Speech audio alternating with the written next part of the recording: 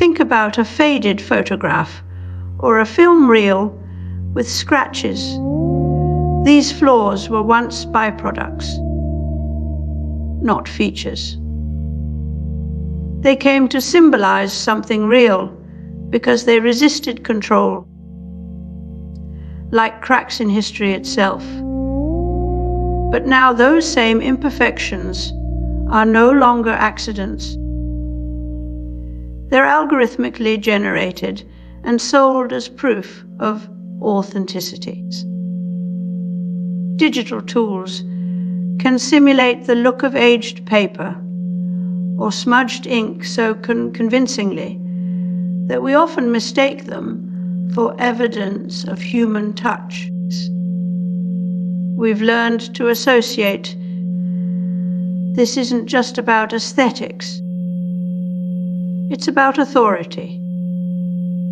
The aura Benjamin described in art is now being redefined by code. If we can generate a flawed AI portrait that looks hand-painted or an algorithmically composed folk song, why do we still claim there's something sacred about the originals? What we really want isn't uniqueness, but the illusion of it, because it tells us the work was touched by something unpredictable, something human. The irony is that in trying to fake authenticity, we're in the strange position where fakes become so convincing that originals feel less important. The paradox is this: we don't need them replaced, just devalued by their own shadows. Authenticity is no longer inherent. It's manufactured through signs we once trusted, but now recognize as performative. We look past the code to imagine a human behind it, even when there isn't one. And so, the original dies not from imitation, but irrelevance.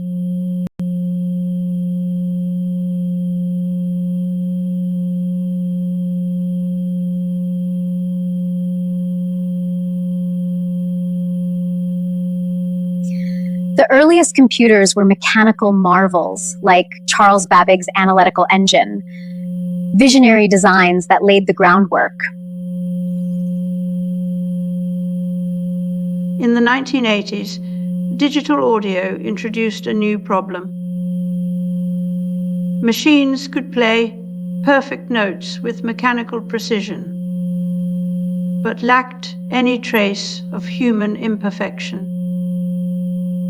To compensate, engineers added humanization, features to MIDI tracks, simulating offbeat, timing and volume fluctuations. This was not about realism in the sense of capturing a performance. It was about creating the illusion that something once natural had been lost. The flaw became desirable, then essential. A machine could now sound like it sounded when machines were seen as tools, bin draw yet oddly expressive. The crackle of tape, the clack of switches, and the hiss of analog synths all contributed to an aesthetic that felt alive in its limitations. But what these sounds really did was mask the cold reality underneath. What struck people wasn't just how primitive it sounded, it's how human it felt by contrast. The flaws weren't distractions, they were proof. Today, AI doesn't just mimic handwriting or speech. It mimics the hesitation in speech, the uneven pressure of a pen against paper, These algorithms don't copy life. They simulate the signs that make us believe something is alive. The paradox. We trust them precisely because they replicate the flaws we associate with authenticity. But when every signifier can be manufactured, then what remains of the originals? And if you can't tell which came first, why does it matter at all?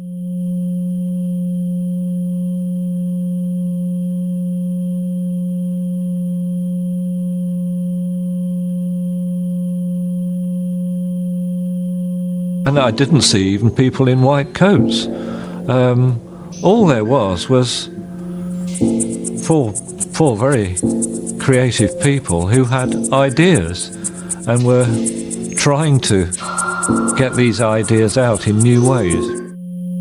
We used to value objects for their uniqueness.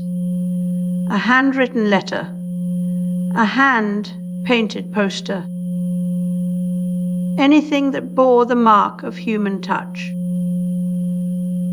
But now we live in an age where AI can imitate those very signs with machine perfection. The original is no longer what it once was. It's become obsolete, not because it's replaced, but because its presence has lost meaning when everything else looks just like it. Just this week, a new AI-generated movie called Dreams of Violets was made in 2 months for just $2,000. It looks exactly like an indie film, complete with grainy textures and emotionally charged close-ups. Its director said, "It carries the same language of authenticity as something shot on location over $1 million budget." But here's the thing. If there is anything original behind this digital creation, we don't need to know about it anymore. Earlier this century, a mechanical arm called the Armatron was celebrated for its precision. But what made it unsettling wasn't how perfect it was that it never missed. We now expect imperfection as proof of life. When we see a robot stumble or hesitate, even slightly, we believe in its presence more than one that operates flawlessly.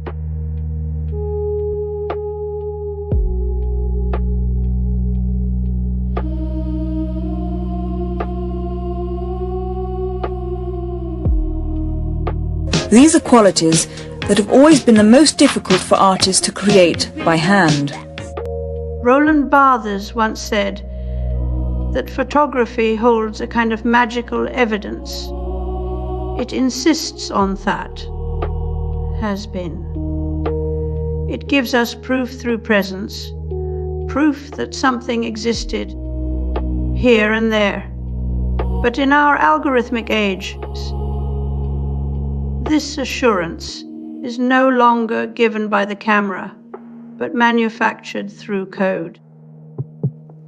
A neural net can now generate convincing images of places that never were, people who never lived, and events that didn't happen. We used to trust an image because it captured a moment. Now we must question whether any image ever did at all. The real no longer has priority over what seems real. We are living through an epistemological inversion, one where trust is not a consequence of truth, but its precondition. If we can't believe the image, then all reality becomes suspect. And if everything is suspect, then nothing needs to be true at all.